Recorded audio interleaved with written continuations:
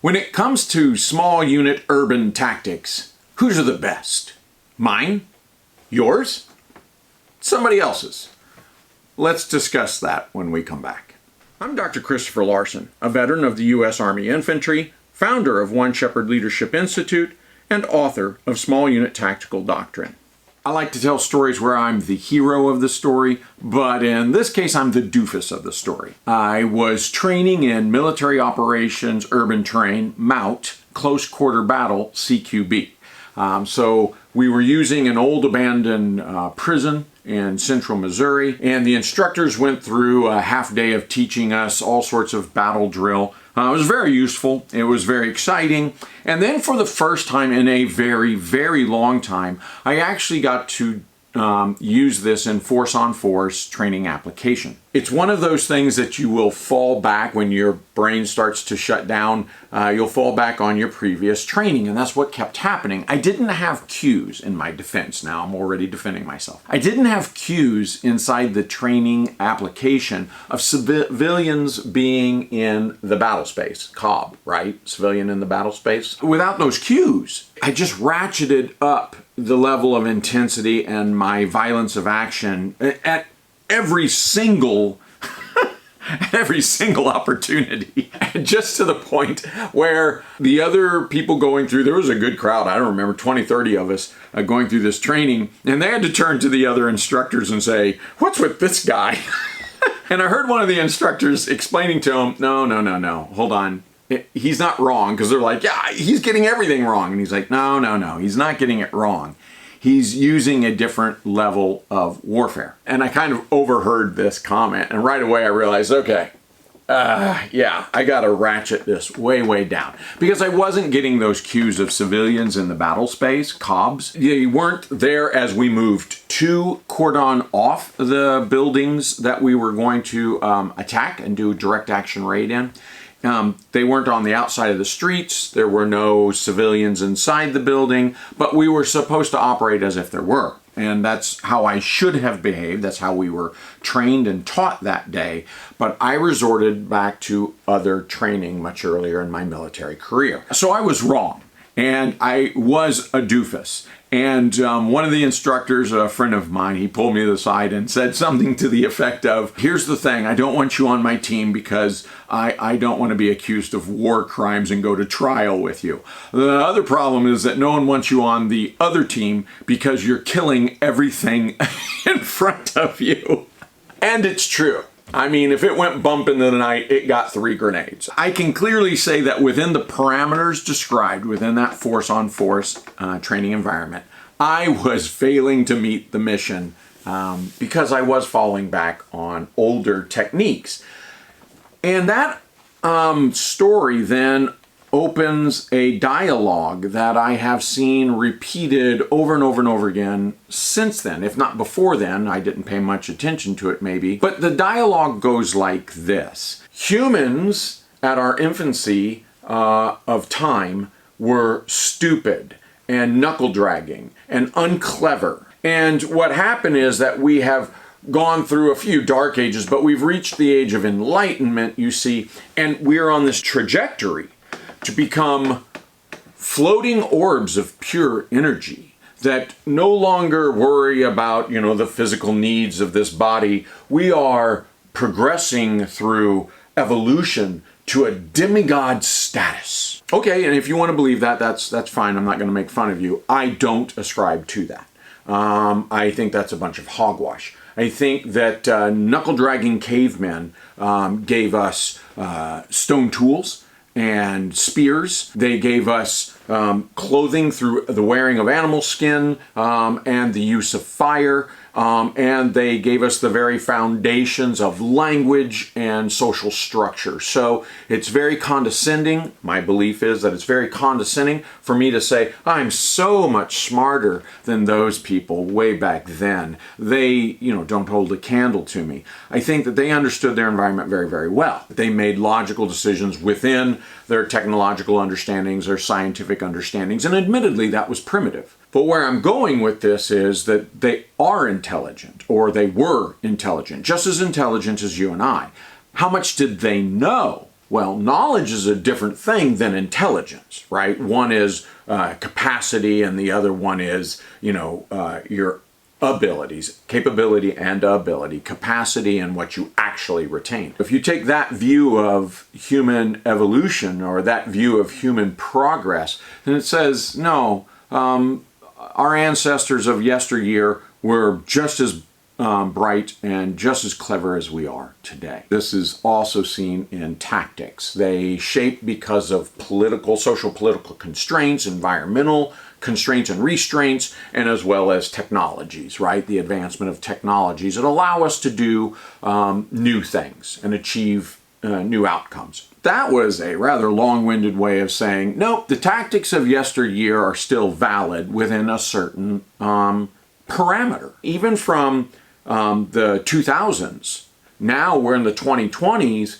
and I'm hearing people say, oh, the CQB tactics of the 2000s were so 2000, and of course back then, those are so 1980s. It's as if every 10 to 20 years we come by this new technique or methodology or a new technology that allows us to look down our collective noses at those heathens, those non-believers. Fair enough, if that's what you prescribe to. I don't. What I do prescribe to, though, is doctrine. I think it's only fair that we should look at a few doctrinal terms. First, I'm going to start with low-intensity conflict, mid-intensity conflict, and high-intensity conflict. And I'm going to actually read to you the definitions of these terms. A low-intensity conflict is a limited political military struggle to achieve political, social, economic, military, or psychological objectives. It is often protracted and ranges from diplomatic, economic, and psychosocial pressures through terrorism and insurgency or guerrilla warfare. Low-intensity conflict is generally confined to a geographic area and is often characterized by constraints on the weaponry, tactics, and the level of violence. Mid-intensity conflict is war between two or more nations and their respective allies, if that be the case. It is a war in which the belligerents employ the most modern technology and all resources of intelligence, mobility, firepower,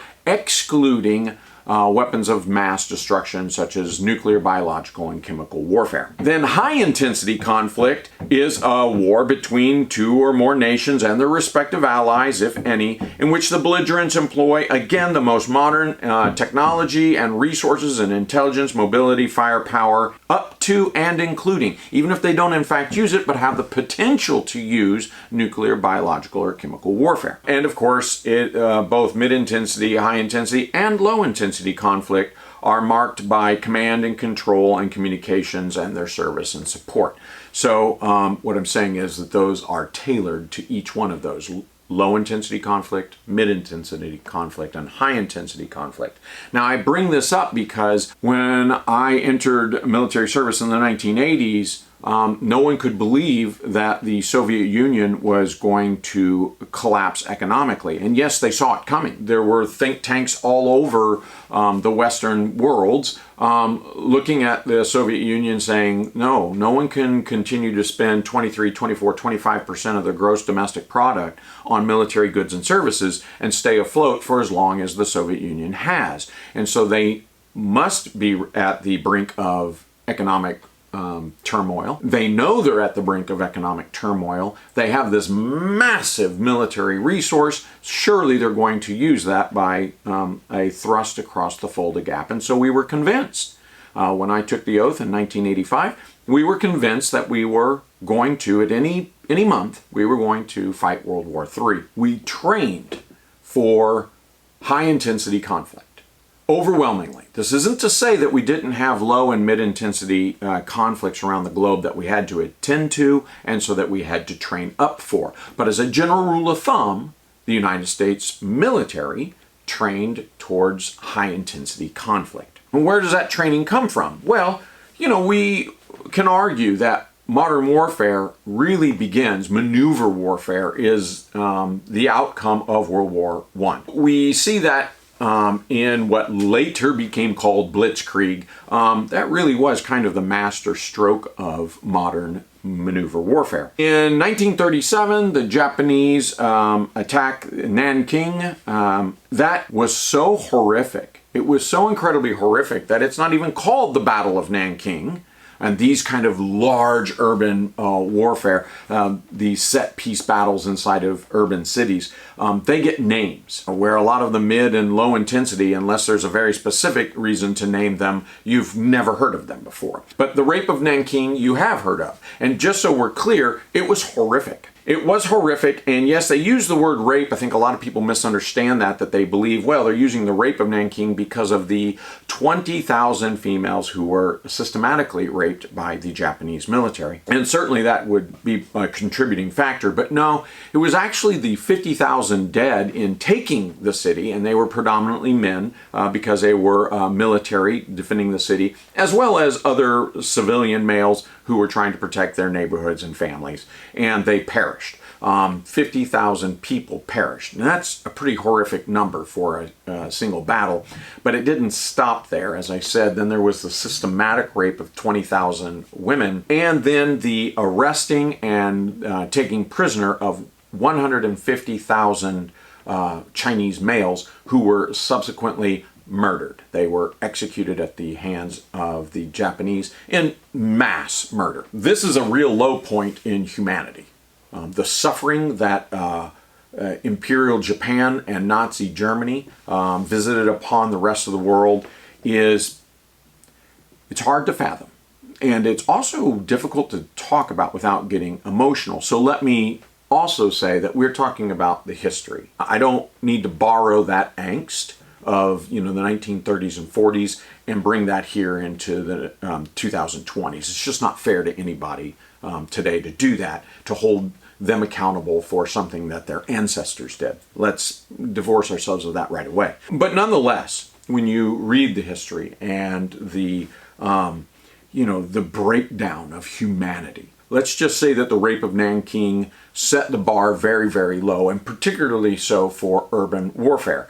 And then what happens next is almost no surprise. The Germans go into Poland. We have the Battle of Warsaw in 1939, just the razing of the entire thing. The Germans go into Stalingrad, Russia, and do the same thing, where by chance they happen to meet their doom, and Stalingrad turns out to be their graveyard just as much as it was the Soviets. Shortly thereafter, in 44 and 45, we have the Battle of Aachen, where the U.S. forces go into Germany, and actually just before that, the British forces go in, Commonwealth forces go into Caen in France. And while these were vicious, high-intensity conflicts in an urban setting, and I certainly don't want to excuse them for the level of violence, those two, Caen and Aachen, are very much set apart from what we saw the Germans doing, and subsequently what the Soviets did in Berlin, Germany, in 1945. That same year,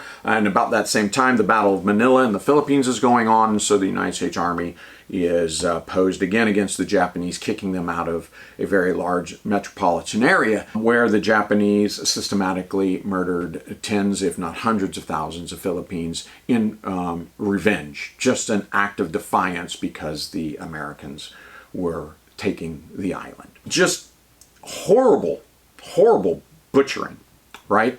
No laws of war adhered to. Humanity was at an all-time low. When you think about that, when you think about, Stalingrad kind of battles, you are talking high-intensity conflicts, right? There are all the things present. You have armor supported by artillery and close air support, and even strategic bombing of the city before the entry of the ground forces. Civilians often, in most cases, will get the hell out of the way, but sometimes they're trapped and cannot get out of the way. But this is high-intensity conflict. And you see that go on then in the Battle of Seoul in South Korea in 1950, the Battle of Hue in Vietnam in 1968, the Battle of Panama City in Panama in 1989, and the Battle of Sarajevo in Bosnia in 1992.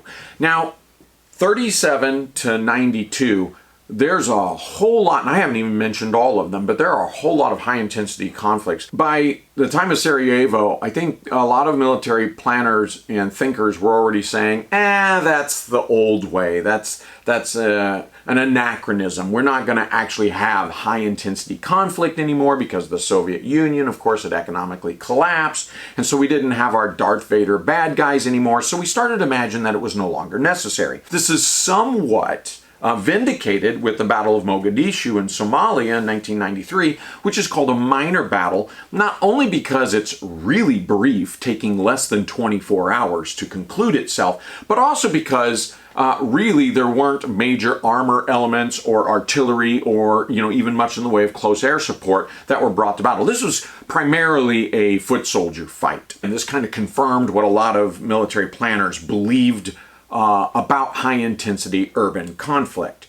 The problem with that is that Mogadishu battle was in 1993, and in 1994 we have the Battle of Grozny, Chechnya, where the Russians lose decisively. A handful of years later, and we have the Battle of Grozny, the second Battle of Grozny in Chechnya in 2000, where the Russians decisively win. We have the Battle of Fallujah in Iraq with the U.S. having a decisive victory. The Battle of Gori in Georgia with the Russians having a decisive victory in 2008. The Battle of Swat Valley, which did take place mostly in an urban area in Pakistan in 2009 with the Pakistani army having a victory there.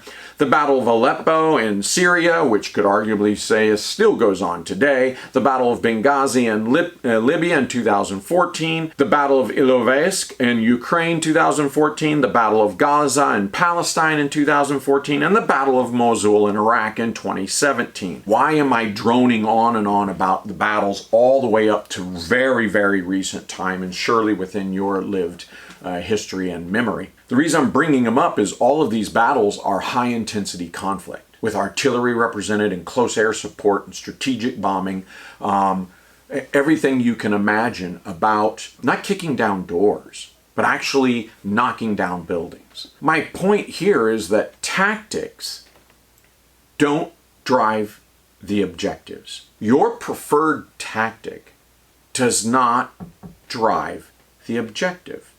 Instead, taking those environmental constraints, those political contexts, and looking at our objectives, we then select the most appropriate tactics. I'm saying that urban operations are considered in these terms: surgical conditions, precision conditions, and high-intensity conditions. So high-intensity conflict then is redefined as high-intensity conditions when it comes to urban warfare.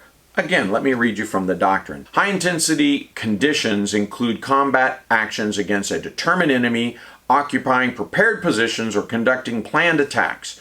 Urban operations under high-intensity conditions require the coordinated application of the full combat power of the Joint Combined Arms Team. Infantry units must be prepared at all times to conduct violent combat under these conditions. An infantry unit's mission is to normally seize, clear, or defend urban terrain, engage and defeat the enemy by using whatever force necessary. Urban combat under high-intensity conditions is the most stressful of all operations in urban areas and can be casualty intensive for both sides. Even though the fully integrated firepower of the Joint Combined Arms Teams is being used, commanders must still prevent unnecessary collateral damage and casualties among non-combatants. So that's high-intensity conditions. Whoa, hold on. So then what are the precision conditions? Under precision conditions, either the threat is thoroughly mixed with the non-combatants, or political considerations require the use of combat power to be significantly more restrictive than under high-intensity conditions.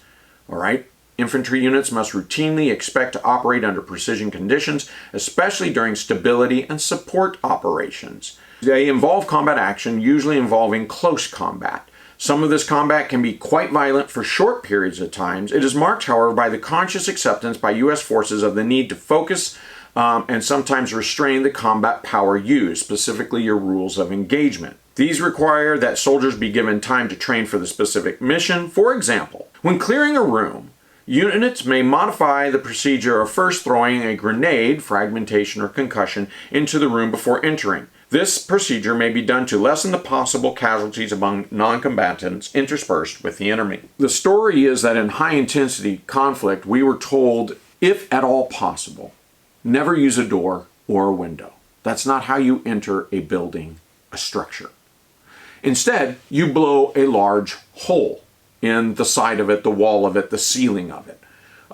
That is, that we can expect the windows and doorways to be covered, potentially booby-trapped, but covered by direct fire. Why would you use those? That is the fatal funnel. Avoid them. Avoid stairs, same way, and for the very similar reasons. So instead, we would blow a hole in the wall. Now, you might do that with an explosive. You might do that with a rocket launcher. More commonly, we would call up a tank or something with a very, very large gun and literally shoot a main gun into the side of a building, blowing a big hole. At the very, very minimum, we would drive up an APC or an infantry fighting vehicle and run into the side of the wall, thereby knocking out, a good 10-foot by 8-foot section. Why do we do that? I just told you, so that we wouldn't go in a door or window and we would decrease our casualties. But this also has a stunning effect on anybody in that room that we just knocked that hole in the wall, so that we could run in real quick, a coup de grace, just shoot them in the face and they're dead before they even are able to stand back up and dust themselves off and find where their firearm flew. You're stunning them,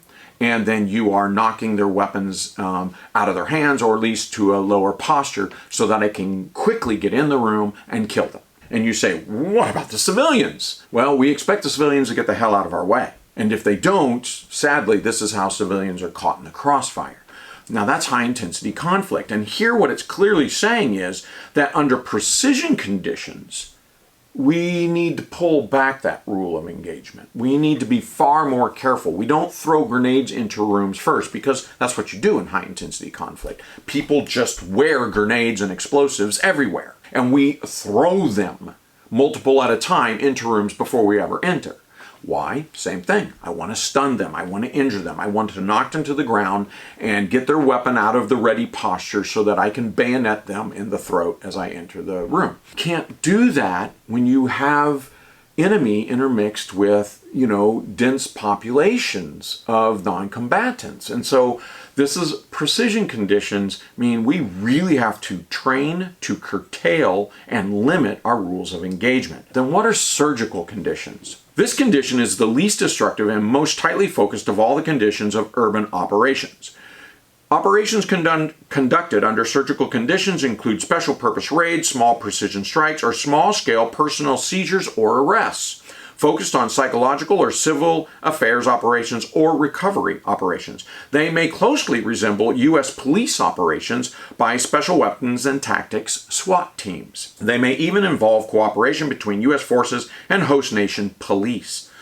Though conventional units may not be directly involved in the actual operation, they may support it by isolating the area and providing security or crowd control. Again, that is the cordoning off of an area so that you can strike.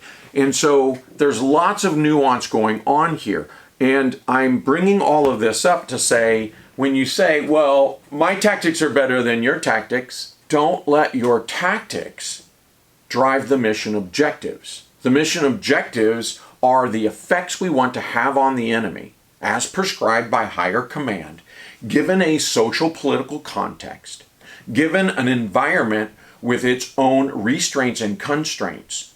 And when you take all of those into consideration, we are then able to say, well, these are the tactics, techniques, and procedures, TTP, that we will now select from. So it's chasing the rainbow that you will never find to say, what are the best urban tactics? No, that's not the right question. The question is, given this situation, what are the most appropriate TTP that we can employ to this kind of target within this political context and within this environment, restraint and constraint? That's my 2 cents, that there isn't a best, and that the old isn't bad. The old is new again, and thereby relevant again, depending on the context. Thank you for joining me today on this didactic lecture. We'll talk to you soon.